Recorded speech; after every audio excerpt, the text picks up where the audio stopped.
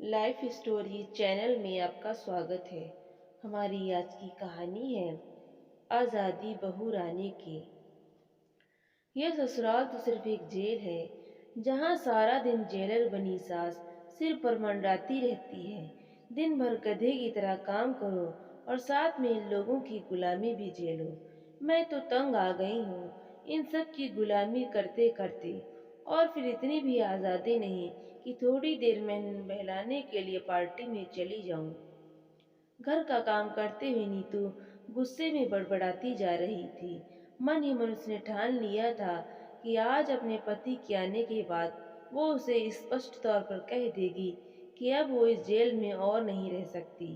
دراصل بات یہ تھی کہ نیتو کا پتی گگن اکثر نوکری کے سلسلے میں شہر سے باہر جاتا رہتا تھا، اور ادھر نیتو جو تتھاکتھت ماڈرن زمانے کی آزاد خیالوں کی لڑکی تھی، اکثر شام کو اپنی سہیلیوں کے ساتھ پارٹی پر چلی جایا کرتی تھی۔ رات کو دیر سے آنا اس کا ہر بار کا کام بن گیا تھا، اس لیے اس کی ساس نے بڑے پیار سے سمجھاتے ہوئے اسے کہا تھا کہ میں تمہیں پارٹی پر جانے سے منع نہیں کروں گی، لیکن اگر جانا ہے تو رات ہونے سے پہلے گھر واپس آ جانا۔ اتنی رات تک باہر رہنا اچھے گھر کی بہو بیٹیوں کو شوبھا نہیں دیتا۔ پھر کیا تھا، اسی بات کو نیتو نے اتنا طول دیا کہ رات کو پتی کے گھر آنے کے بعد ہنگامہ کھڑا کر دیا اور صاف شبدوں میں کہہ دیا کہ اب میں سسرال کے بندھنوں میں اور نہیں بن سکتی۔ اب میں الگ رہنا چاہتی ہوں اور آزاد ہو کر کھل کر سانس لینا چاہتی ہوں۔ اس کے پتی نے اسے لاکھ سمجھانے کی کوشش کی، لیکن وہ تو اپنی ضد پر اڑ گئی تھی، اور آخر کار وہی ہوا جو وہ چاہتی تھی۔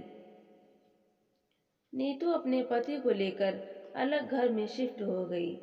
سسرال کے بندھنوں سے مکت ہو کر نیتو بہت خوش تھی۔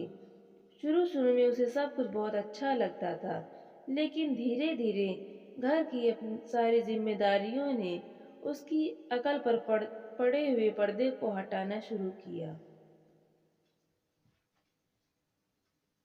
ڈور بیل بجنے پر دروازے پر کون آیا ہے یہ دیکھنے کی ذمہ داری اب صرف اس کی تھی، کیونکہ اب اس کی ساسو ماں یہ سب سنبھالنے کے لیے اس کے ساتھ نہیں تھی۔ گھر میں کون سا راشن ختم ہوا اور کون سا نہیں، اس بات کی چنتا بھی اب نیتو کو ہی کرنی پڑتی تھی۔ کہیں باہر نکلنے سے پہلے بچوں کی چنتا اسے ستاتی تھی، کیونکہ اب بچوں کی دیکھ بھال کے لیے ان کے دادا دادی ان کے پاس نہیں تھے۔ اب اس کا آئے دن پارٹیوں پر جانا بند ہو چکا تھا، کیونکہ اب وہ اپنی مرضی سے کہیں جا بھی نہیں سکتی تھی۔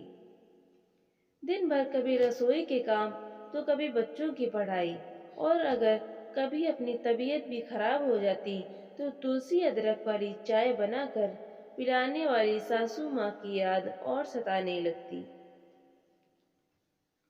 اب اس کا پتی بھی اس سے بجھا بجھا رہتا تھا۔ گھر کا ماحول مایوسی بھرا ہو چکا تھا، اوپر سے وہ کام والی بائی، دھوبی اور دودھ والے بھیا سب کے وقت کی غلام ہو چکی تھی۔ اسے سمجھ میں آ چکا تھا کہ اپنا سسرال چھوڑ کر اس نے اپنے جیون کی سب سے بڑی غلطی کر دی ہے۔ جس چیز کو وہ غلامی سمجھ رہی تھی، واستو میں وہی اس کی آزادی تھی۔ سب کچھ سوچتے سوچتے نیتو کی آنکھیں نم ہو گئیں۔ رات کو جب اس کا پتی گگن گھر واپس لوٹا تو نیتو نے روندے سور میں کہا، سنیے، کیا ہم اپنے گھر واپس چلیں؟ یہ بات سن کر گگن اسے حیرانی سے دیکھنے لگا۔ شاید اسے اپنے کانوں پر یقین نہیں ہوا۔ کیا مطلب؟ تمہیں تو آزادی چاہیے تھی نا، اپنے سسرال کی بندشوں سے، گگن نے کہا تو نیتو روتے ہوئے کہنے لگی، نہیں، مجھے نہیں چاہیے ایسی آزادی۔ پھر گگن نے کہا، نیتو، گھر سے باہر قدم رکھنا تو بہت آسان ہے۔ ہمیں لگتا ہے کہ باہر سب لوگ بہت آرام کی زندگی جی رہے ہیں، پر ہم یہ نہیں سمجھ پاتے کہ جب تک ہم ماتا پتا کے آسرے میں رہتے ہیں تو ہمیں باہری دنیا کے تھپڑوں کا بالکل بھی احساس نہیں ہوتا۔ دراصل جو ہمیں بندشیں لگتی ہیں وہی ہماری آزادی ہوتی ہے۔ घर से बाहर निकलकर हमें पता चलता है कि आज़ादी के नाम पर हमने खुद ही अपने पाँव में बेड़ियां डाल लीं। यह बात सुनकर नीतू और भी जोर जोर से रोने लगी, लेकिन अब वो निर्णय ले चुकी थी कि उसे अपनी ऐसी गुलामी नहीं चाहिए। अगले दिन अपने पति और बच्चों के साथ वापस अपने ससुराल पहुंच गई और अपने सास ससुर से माफी मांगने लगी। आज उसकी आंखों में पछतावे के आंसू थे। उसे देखते ही सासू माँ ने तुरंत अपने गले से लगा लिया। यह प्यारा सा परिवार आज फिर से एक हो चुका था। अपनी माँ जैसी एक और माँ को मैंने पाया है। उसी ममता और उसी प्यार को मैंने यहाँ भी पाया है। कैसे फक्र ना करूं अपनी किस्मत पर। आज मैं लोग एक माँ को तरसते हैं, मैंने जिंदगी में दो दो माँओं का दुलार एक साथ पाया है। तो दोस्तों, आपको ये कहानी कैसी लगी? लाइक करें, शेयर करें और कमेंट करके हमें ज़रूर बताएं और चैनल को सब्सक्राइब करना बिल्कुल भी ना भूलें। तो मिलते हैं हम अगली नई कहानी के साथ। बहुत बहुत धन्यवाद।